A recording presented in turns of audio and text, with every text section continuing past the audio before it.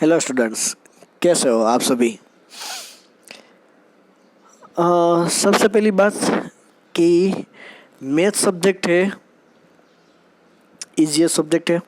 हमने जो chapter select किए हैं वो पहले से ही काफ़ी इजी चैप्टर है। और एक बात मैं बताना चाहता हूँ कि जब हम चैप्टर की शुरुआत कर रहे होते हैं, ठीक है, तो आपको टेक्सचुअल एग्जाम्पल भी सभी करने हैं और एक्सरसाइज के भी सभी एग्जाम्पल्स है वो आपको करने हैं। बोर्ड की जो एग्ज़ाम होगी उसमें कुछ भी ऐसा डिसाइड नहीं है कि ये नहीं पूछा जाए। तो आपको टेक्सचुअल एग्जाम्पल से स्टार्ट तक जो लास्ट तक जो एक्सरसाइज है वो और बाकी के जो एक्स्ट्रा प्रैक्टिस वाले कुछ भी, आप कोई भी एक्स्ट्रा बुक ले सकते हो जिसमें प्रैक्टिस के एग्जाम्पल्स हो, तो वो आपको प्रैक्टिस करनी ही है। लेकिन वो कब, जब आप चैप्टर है वो 1 या 2 टाइम से वो पूरा का पूरा आप कैलकुलेट कर लो तब, ठीक है। पहले उतना कर लीजिए। और एक बात और है कि मैं आपको बता दूं कि जो भी ये चैप्टर हम आज ये फर्स्ट चैप्टर है वो पूरा करने वाले हैं, तो हमारे लिए ये जो सभी चैप्टर है वो बुक में आपके पास लिख के तैयार होने चाहिए। कभी भी बुक यहाँ पे स्कूल से मांग सकते हैं, ठीक है। तो आपको यहाँ पे बुक है वो सबमिट करनी होगी और हम आपका वर्क देखेंगे।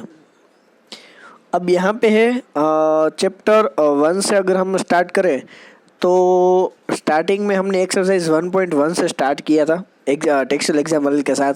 तो यहाँ पे जो पहली मेथड थी वो हमारी यूक्लिड की मेथड थी, ठीक है। तो सबसे पहले यूक्लिड की मेथड है वो इजी थी, वो हमने काफ़ी सारे उसके एग्जाम्पल है वो हमने लर्न किए थे। फिर हमने कॉन्सेप्ट सीखा प्राइम फैक्टराइजेशन मेथड, कि कोई भी हमारे पास डिफरेंट वैल्यू हो तो प्राइम फैक्टराइजेशन मेथड से हम कैसे उसको कर सकते हैं। और फिर लास्ट में है एलसीएम और एचसीएफ वैल्यू।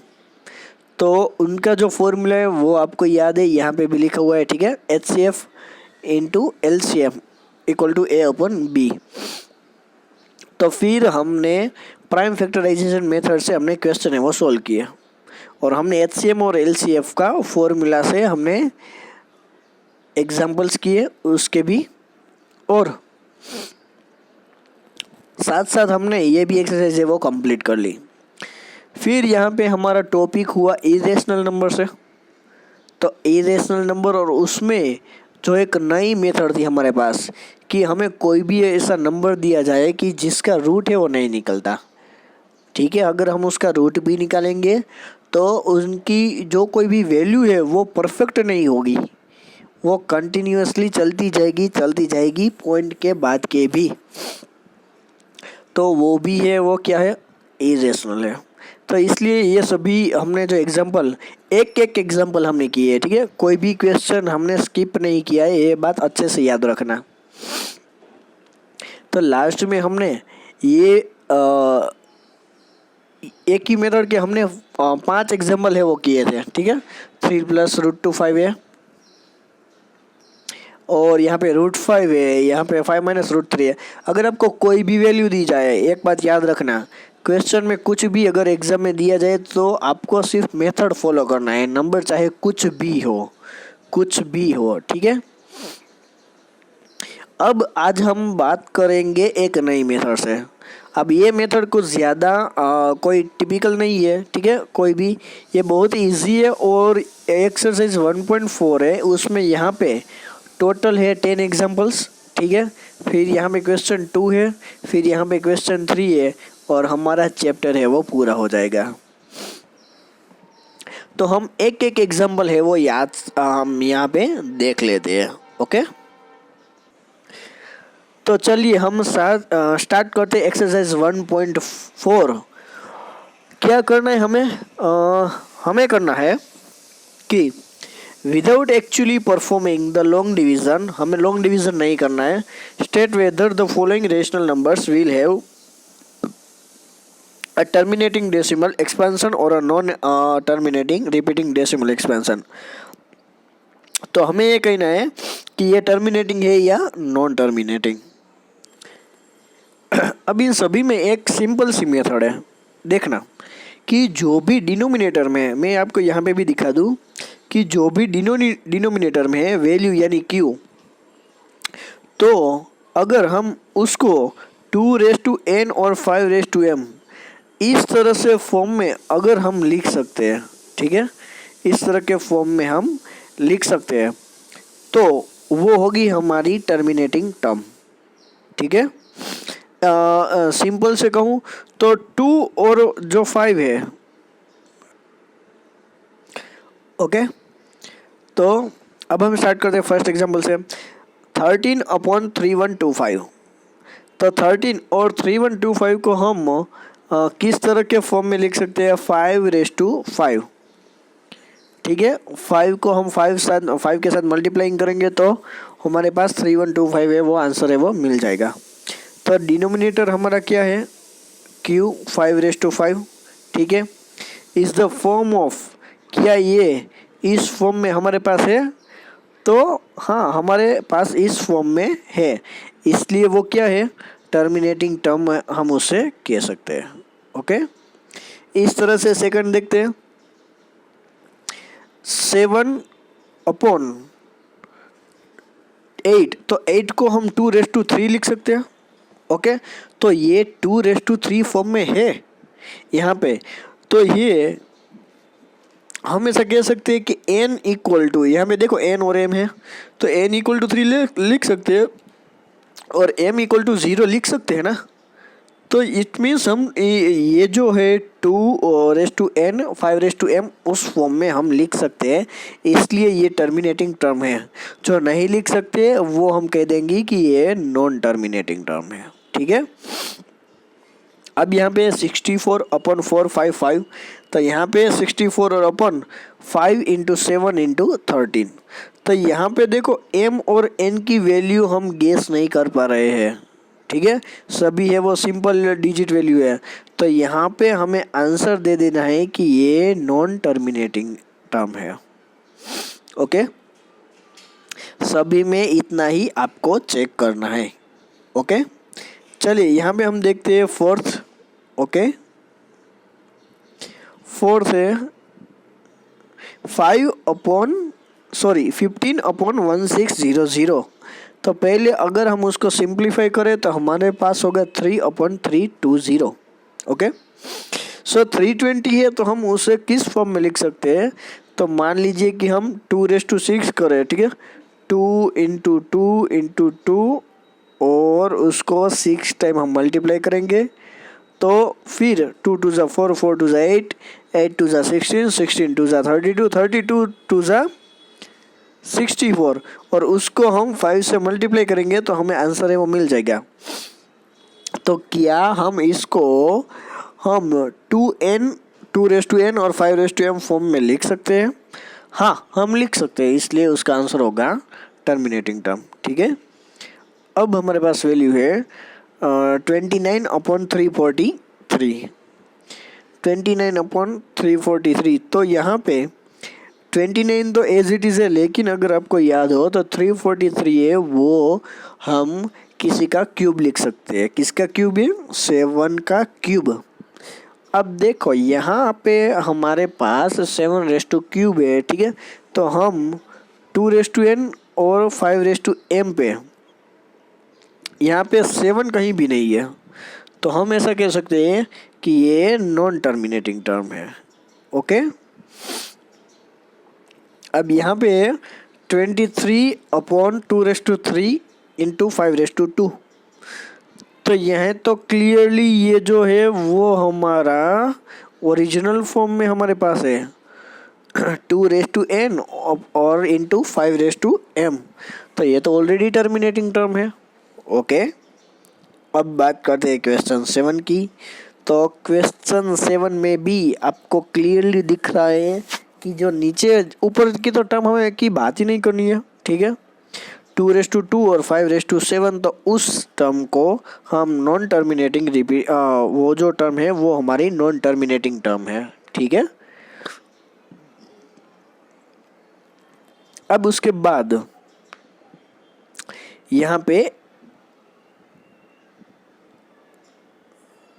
क्वेश्चन नंबर 8 है, 6/15 यहाँ पे इक्वल टू 2/3/3/5 इक्वल टू 2/5। तो यहाँ पे जो भी है वो हम 2n और 5m के फॉर्म में हम लिख सकते हैं, इसलिए हम ये भी वैल्यू हम कह सकते हैं कि ये टर्मिनेटिंग टर्म है। फिर है 35/50, तो 35 को फैक्टर्स में लिख सकते हैं 5/7, और यहाँ पे 50 है तो 2/5/5। तो मतलब कि यहाँ पे डिनोमिनेटर में 2 और 5 को हम लिख सकते हैं। तो अगर हम 2 और 5 के फॉर्म में लिख सकते हैं तो ये हमारे लिए टर्मिनेटिंग टर्म है।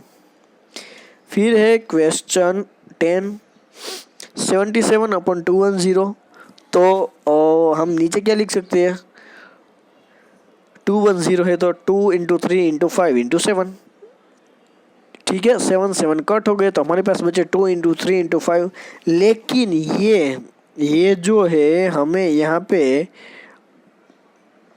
इस फॉर्म में हमें नहीं मिल रहे हैं, इसलिए हम कह देंगे कि ये नॉन टर्मिनेटिंग टर्म है, ठीक है। चलिए अब क्वेश्चन 1 आप सभी को समझ में आ गया होगा, एकदम इजी है। मैंने सभी एग्जांपल्स जो भी क्वेश्चन है वो मैंने आपको कराए हैं, ठीक है। और इसमें इतना कुछ हार्ड नहीं है, ये चैप्टर बहुत ही इजी और इजी है। तो प्लीज़ जो भी मार्क्स है वो ले लेना, ठीक है, क्योंकि ये चैप्टर अभी पूरा हो जाएगा। तो ये पूरे चैप्टर की प्रैक्टिस अगर आपको करनी है तो एक आराम से आप कर लीजिए। अब हमारे पास क्वेश्चन 2 है, write down the decimal expansion of those rational numbers in question 1। तो हमें देखना है कि जो भी हमने बात की है उसमें जिसके डेसिमल नंबर टर्मिनेटिंग टर्म है, ठीक है, वही हमें सिर्फ लेने हैं, नॉन टर्मिनेटिंग टर्म हमें नहीं लेनी है, ठीक है। तो चलो पहली फर्स्ट वैल्यू है वो हम लेते हैं। तो यहाँ पे मैंने ऑलरेडी आपको बताया कि 3125 है तो 5/5 लिख सकते हैं, ठीक है। अब हमें क्या करना है, ध्यान से सुनिए। अब यहाँ पे नीचे कौन सी वैल्यू है वो बाकी है, तो 2 जो है वो बाकी है ना इस फॉर्म के मुताबिक। तो हमें 2/5 से नीचे और ऊपर दोनों के साथ हमें मल्टीप्लाई कर लेना है। क्यों? क्योंकि यहाँ पे 2 × 5 मल्टीप्लाई में क्या हो जाएगा, 10 हो जाएगा। तो हम यहाँ पे उनको इतने ज़ीरो हम यहाँ पे लिख सकते हैं, और ऊपर को तो आपको मल्टीप्लाई करना ही है, ठीक है। फिर यहाँ पे जितने ज़ीरो है तो उतने ज़ीरो ऊपर ले जाए और फिर पॉइंट है वो लिख दीजिए, ओके। एक और देखते हैं, यहाँ पे वैल्यू है 8, तो हमने उसकी जगह लिखा 2/3, ओके। तो यहाँ पे 2/3 तो है लेकिन 5/3 नहीं है, तो 5/3 नीचे और ऊपर दोनों को ऊपर नीचे लिख दीजिए, ओके। तो यहाँ पे हमारे पास इजी हो जाएगा, आंसर में 1000। तो 30 है तो ऊपर 3 डिजिट 1 2 और 3, तो 2.125 हमारा क्या होगा, आंसर होगा। इस तरह से हमारे पास है थर्ड 15/1600, तो उसको भी हम 2/6 और 5 में लिख सकते हैं। लेकिन हमें यहाँ पे चाहिए 5/6, तो हमें ऊपर और नीचे दोनों को 5/6 के साथ मल्टीप्लाई करना होगा, और आप सिंप्लीफाई करेंगे तो आंसर है वो मिल जाएगा। इस तरह से बाकी की तीनों है वो आपको अभी प्रैक्टिस करनी है क्योंकि ये बहुत ईजी है। अब देखते हैं क्वेश्चन 3। तो हमें इसमें कहना है कि क्या हम इसे P/Q फॉर्म में लिख सकते हैं, क्या ये रेशनल है या इरेशनल है। तो ये काफ़ी इजी क्वेश्चन है, ठीक है, कोई भी कह सकता है। अब देखो यहाँ पे पॉइंट की जो वैल्यू है, लेकिन यहाँ पे कुछ आगे नहीं बढ़ रहा है, इसलिए यही क्या है, हमारा आंसर है। तो ये टर्म अगर आगे नहीं जा रही है तो इट मीन्स कि ये हमारा रेशनल नंबर है और हम इसे टर्मिनेटिंग टर्म कह सकते हैं, ओके। चलिए सेकंड देखते हैं, कौन सी वैल्यू है हमारे पास, यहाँ पे अगर आप ध्यान से देखिए तो यहाँ पे डॉट डॉट डॉट है। इसका मीनिंग है कि ये जो वैल्यू है वो कंटिन्यूसली आगे ही बढ़ती जा रही है, आगे ही बढ़ती जा रही है, ये कभी पूरी नहीं होती है। तो इसे हम क्या कहेंगे, इरेशनल नंबर्स। ओके। और लास्ट में है 43.12356 1 2 3 4 5 6 7 8 9। लेकिन यहाँ पे जिसके ऊपर बार है, ठीक है, इट मीन्स कि वो वैल्यू वहाँ पे स्टॉप हो गई है। ठीक है, वो वैल्यू वहाँ पे स्टॉप हो गई है, तो इसे कहेंगे हम रेशनल नंबर्स। तो है ना इजी। तो फ्रेंड्स यहाँ पे ये चैप्टर तो हो गया पूरा। ठीक है, यहाँ पे चैप्टर ओवर है। पूरी की पूरी 4 एक्सरसाइज थी, 1.1 2 3 और 4। हमने चारों के 4 एक्सरसाइज है वो कर ली टेक्सचुअल एग्जाम्पल के साथ। ओके, अब हम मिलेंगे नेक्स्ट टाइम। ठीक है, जो भी है नए चैप्टर के साथ हम मिलेंगे। तब तक के लिए अब तीनों जो चैप्टर है वो आप बुक में लिख लीजिए अच्छे से हैंड राइटिंग में, और आप एक बार है वो लर्न कर लीजिए ताकि कोई डिफ़िकल्टी ना रहे। Okay, thank you.